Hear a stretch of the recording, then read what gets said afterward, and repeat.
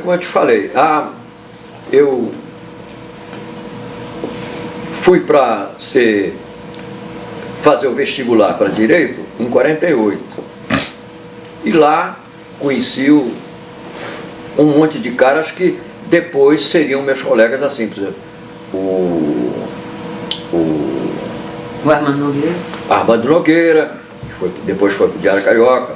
Um colega meu que era aluno do Colégio Santo Inácio, que foi estudar Direito, era irmão gêmeo do Zezinho Francesco, Humberto Francesco, que era fotógrafo, foi estudar Direito por aquelas implicações familiares de o meu filho tem que estudar Direito e tal. E como eu tinha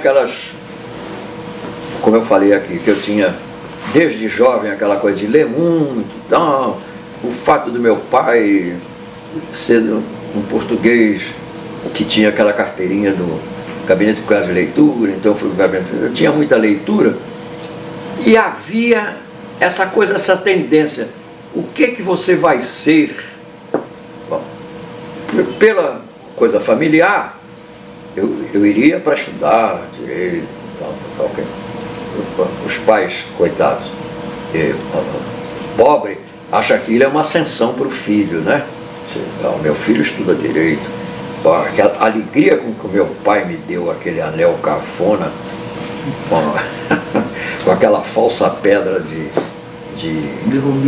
rubi, aquele falso rubi, a alegria dele, coitado.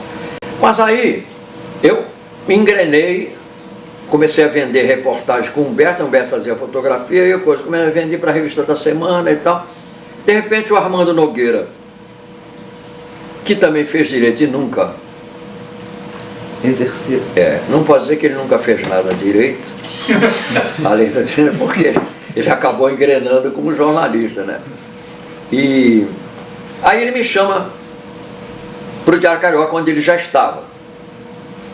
E aquela figura extraordinária do Otávio Bonfim, você se lembra? Passarinho. O Passarinho. Uma figura maravilhosa. O Otávio Bonfim, ele era do Acre.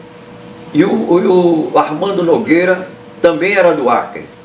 O Armando Nogueira acabou com a aviação no Acre, porque só tinha 2 aviões no aeroclube. E um dia um ia subindo, o outro ia descendo, bateram e acabou com os 2 aviões. Ele tinha até um cortezinho, se lembra? Ele tinha uma cicatriz assim no rosto e tal. Acabaram com a aviação do Acre, só tinha 2 aviões, eles bateram. Aí ele me chama para o Diário Carioca. Eu tinha a impressão, hoje estão me dizendo aqui, que o Jânio não estava lá. Eu tinha a impressão de que quando eu cheguei o Jânio já estava. Era ligado àquele negócio da diagramação, tal. Bom, eu sei que eu fui para lá e tive aquele início já que eu contei aqui. Comecei, como toda pessoa que chega no jornal, ele é um estagiário. Aí vai lá, e houve aquele negócio de um incêndio no Teatro Copacabana, e eu fiz aquele texto, que acabou me dando um texto de primeira página e tal, e o Pompeu disse, contrata esse garoto aí e tal. E eu virei jornalista do Copydesk, que ganhava como repórter, porque eu não podia ser contratado como redator porque o salário era maior, então tinha que ser contratado como repórter. Não é sempre que a gente começava como repórter, porque era a categoria que ganhava menos, né? E aí virei jornalista.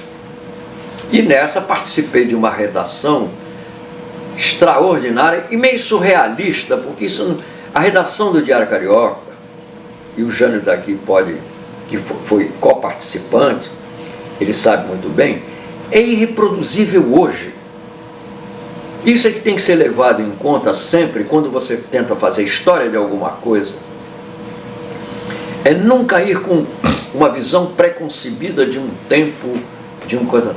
Nada. O dia a dia de um tempo é o dia a dia daquele tempo. É irreproduzível. Aquilo era uma galhofa, ao mesmo tempo era uma coisa séria, porque jornal tem uma coisa muito interessante. Você pode fazer a maior bagunça, a redação com um cara brincando com o outro, só que o jornal tem que sair no dia seguinte, e ele tem um horário de fechar.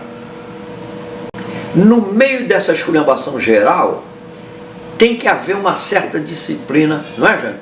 Senão o jornal não sai. E o patrão não brinca. Porque a oficina, ela funciona até uma determinada hora. E o gráfico, nós que éramos jornalistas de redação, era uma categoria. Jornalista é uma coisa, gráfico é outra. Gráfico é um trabalhador. Porque o jornalista comete esse erro. Ele não pensa que ele é um trabalhador. Então ele tem uma certa indisciplina pessoal, aparente, embora ele tenha que cumprir fazer reportagem, trazer reportagem, sentar na máquina, acabar até uma determinada hora. Mas ele não tem muita noção. Eu peço que um gráfico não. Um gráfico tem tal hora de entrada, tal hora de saída. Se não for sair naquela hora, ele cobra a hora extra. Nós jornalistas era muito comum a gente passar muito do nosso horário. Qual de nós se lembrava de dizer, vou cobrar hora extra porque eu devia sair às 6? Nós no máximo cobrávamos o salário que nunca recebemos. Exatamente.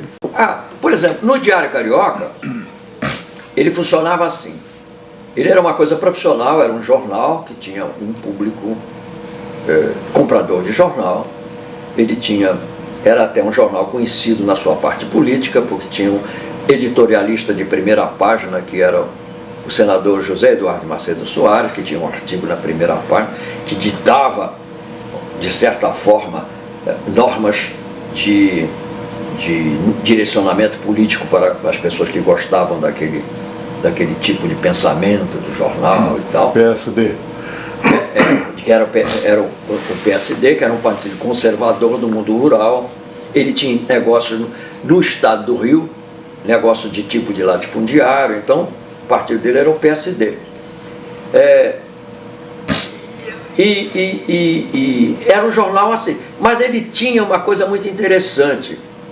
Como esse funcionamento interno era entregue àquela moçada meia aparentemente de uma loucura romântica e tal, embora cada um com um certo sentido muito rigoroso das suas obrigações.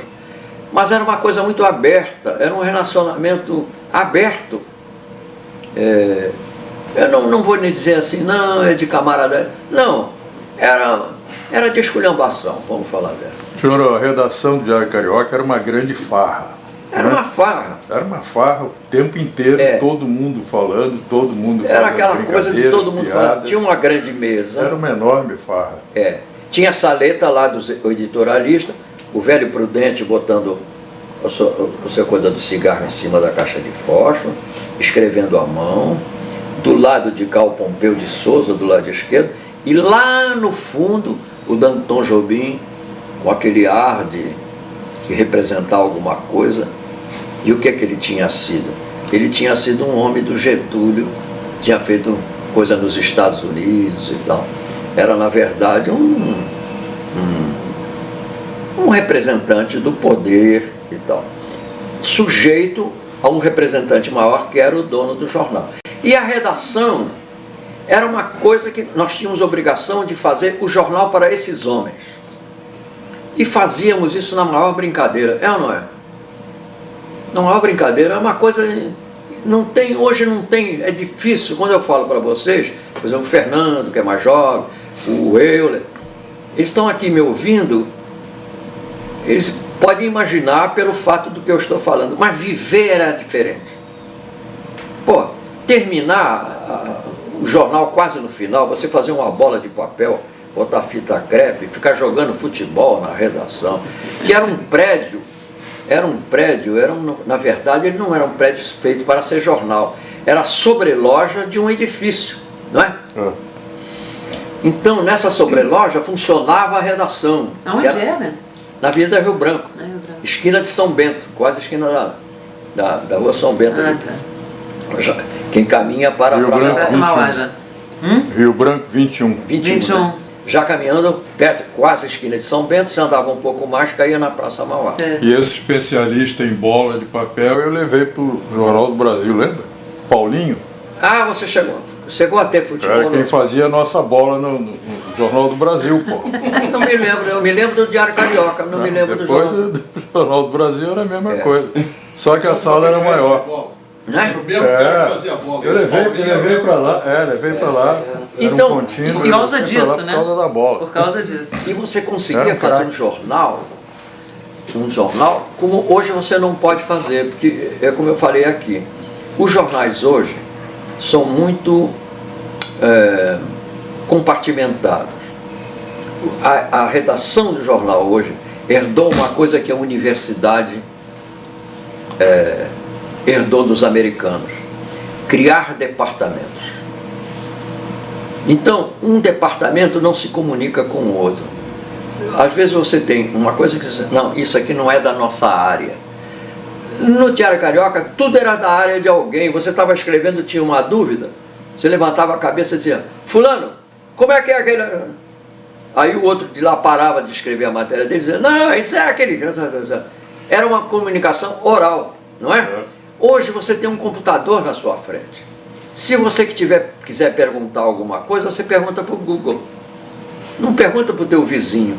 Inclusive porque entre uma mesa e outra há um anteparo hoje. É você e seu computador. São as baias, né? As baias. Esse nome baia surge naquela época, quando vai surgir exatamente esse negócio de compartimentar, surge o apelido baia. Baia é lugar de cavalo. É lugar onde você guarda um cavalo, separa do outro. É uma baia.